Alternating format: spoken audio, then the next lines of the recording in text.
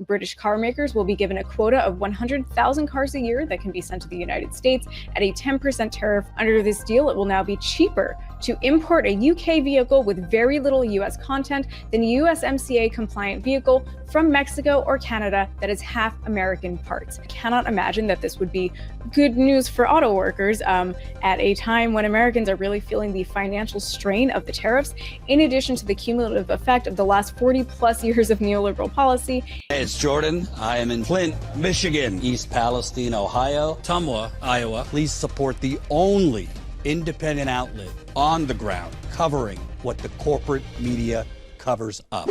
Hey, it's Ashley with Status Coup. Trump has just made his first trade deal after Liberation Day, and it is going to hurt U.S. manufacturers. So yesterday, May 8th, Trump announced that he has signed a trade deal with the UK. Again, the first trade deal to be signed since Liberation Day threw the country into chaos a little over a month ago now. The trade deal appears to have just been sort of like thrown together at the 11th hour, and some of what they'd agreed upon is actually just like an agreement that they are going to hash out all the details later. So what is actually in the trade deal? Per Politico, they say, under the framework the two countries agreed to, the U.S. plans to export $5 billion in certain products like ethanol, beef, and machinery, in addition to other agricultural goods. It will also keep in place a 10% levy on all imports from the UK that the administration anticipates will generate $6 billion. In exchange, the UK can export to the U.S. 100,000 cars at that lower 10% tariff rate rather than the current 25% rate for autos, and the U.S. will cut the tariff rate for steel to zero. Two things here. Car imports from the UK will potentially be much cheaper than US manufactured cars, and there will be no tariff on UK produced steel. I kind of thought, because I have been told this 1,000 times now, that these tariffs were supposed to endure for, the short-term pain for long-term gain was in service of onshoring American jobs and retaining the jobs that we already have here, like jobs in the auto industry. Again, the promise behind all of this, as we all sit here waiting to see what the actual on-the-ground effect of all of these tariffs is going to be, on our store shelves, which we were told probably will become abundantly apparent tomorrow, May 10th, was the revitalization of American manufacturing. How does easing import restrictions on UK-made vehicles revitalize the American auto industry? How does reducing tariffs on UK-made steel help American industry? The big three automakers, Stellantis, GM, and Ford, apparently don't think that it's going to. So this is a Reuters article titled Detroit 3 Automakers Blast Trump's UK Trade Deal. So this is from earlier today. A group representing General Motors, Ford, and Stellantis blasted President Donald Trump's trade deal announced with the United Kingdom, saying it would harm the U.S. auto sector. British car makers will be given a quota of 100,000 cars a year that can be sent to the United States at a 10% tariff rate, almost the total Britain exported last year, compared to 25% for Mexico and Canada and nearly all other countries. Under this deal, it will now be cheaper to import a UK vehicle with very little US content than a USMCA-compliant vehicle from Mexico or Canada that is half American parts. The American Automotive Policy Council, which represents the Detroit 3 automakers, said on Thursday, this hurts American automakers, suppliers, and auto workers. US automakers are concerned this could be a template for other agreements that could put vehicles they assemble in Canada or Mexico at a disadvantage. At the time that I'm recording this, I don't believe that the UAW has released, the UAW, the union that represents these auto workers, has released a statement on this new trade deal, but I cannot imagine that this would be good news for auto workers at a time when Americans are really feeling the financial strain of the tariffs, in addition to the cumulative effect of the last 40-plus years of neoliberal policy. If you have to buy a new car, what are you going to do?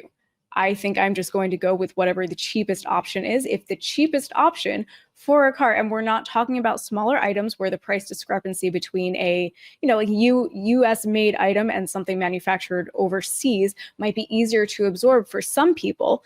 If the cheapest option for a big purchase like a car is a UK brand or any other overseas manufacturer, I'm probably going to go with the UK-made car. And I think that most working people would feel similarly, especially in this current climate. And as far as steel goes, John Farina and I were just in Bethlehem, Pennsylvania last week covering Bernie Sanders' rally. And if you haven't watched those live streams, please do check them out. We had a great time, and we'll also be releasing some more interviews that we did before those rallies over the next few days. So again, please do check those out if you are interested. So we were there in Bethlehem, Pennsylvania, where there is an absolutely gigantic steel manufacturing plant, Bethlehem Steel.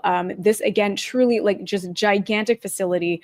I mean, when John and I were driving past it, it felt like it stretched the whole city. The facility shut down in 2003. And before I move on, I will show you. So here are some pictures of Bethlehem Steel. I don't think that these pictures really capture the like gigantic scope of the factory, but there it is.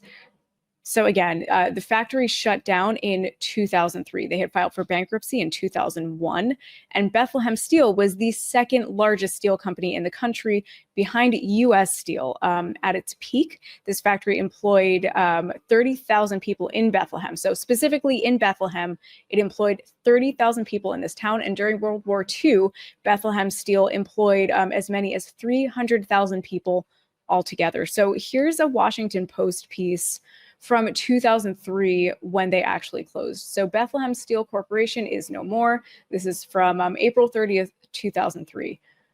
So Bethlehem Steel Corp., the company that forged the steel for the Golden Gate Bridge and many of the armaments the nation used to win world wars, ceased to exist yesterday. Felled by cheap imports, overwhelming debt, and the burden of paying benefits to an aging workforce, the nearly 100-year-old company leaves behind about 95,000 retirees, including 20,000 in the Baltimore-Washington region who lost their company-paid health insurance and saw their pensions transferred to the control of the federal government, which will reduce the benefits. Its assets were sold in bankruptcy court for $1.5 billion to International Steel Group, which will continue to operate them, including the giant Sparrows Point plant in Baltimore, which has about 3,000 workers. Bethlehem Steel developed the H-beam that forms the skeletons of 3/4 of the buildings on the New York skyline, including the Waldorf Astoria Hotel, Madison Square Garden, and the Chrysler Building. Again, at its peak during World War II, Bethlehem Steel employed almost 300,000 workers, including 180,000 at shipbuilding facilities, which built 1,121 naval and merchant vessels during the conflict. This company was the most important to America's national defense of any company in the past century, said Lance Metz, a historian at the National Canal Museum in Easton, Pennsylvania, and an authority on Bethlehem Steel's history. We would not have won World War I and World War II without it. I'm just going to say, I'm going to guess that, as the Washington Post described it, the burden of paying benefits to an aging workforce is probably not why the company went into bankruptcy. I'm sure there were plenty of other reasons, as they themselves outlined, why the company went into bankruptcy and eventually ended up closing. But, it's important to note that when they did close, even retirees not working there were affected by its closure. People lost healthcare, saw their benefits reduced. And as the story goes in the now, post-industrial cities in this country, its closure decimated the local economy and threw working people's lives into shambles. If the entire idea here right now with these tariffs was to revitalize American manufacturing, why aren't we, instead of making it easier for the UK to import goods, if again we are to accept the premise that this is what all of this chaos has been for, focusing on investing in these post-industrial towns that still have these massive structures just sitting there empty, blotting the landscape and serving as a constant reminder for residents of the city's former heyday? The answer to this, I would guess, is just deeply cynical. And the excuse will probably be something about how environmentalists, don't want these factories operating here, or it's too expensive to operate in the US, or the workforce isn't skilled enough. But the truth is that those making these policy decisions don't actually care about what's good for working people in this country. They care about what's financially advantageous for them. And I'm also going to guess that someone in the White House really likes Land Rovers. Thank you guys for watching. Please like, follow, and subscribe to Status Coup. And please do consider becoming a paid member at statuscoup.com/join. You can do that for as little as $5 a day. Again, I will see you guys in the next video. Bye.